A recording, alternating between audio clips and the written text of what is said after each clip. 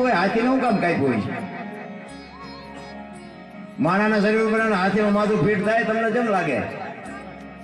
પણ છે હાસું આપણા ચકડા ગહી ગયા છે એમાં ઈ શું કરે?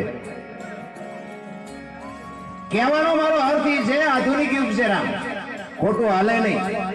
એક વાણી કહે છે ને, રામ કિસી को मारे नहीं ऐसा पापी नहीं है राम, आपे आप मर जात है करते कूड़े काम.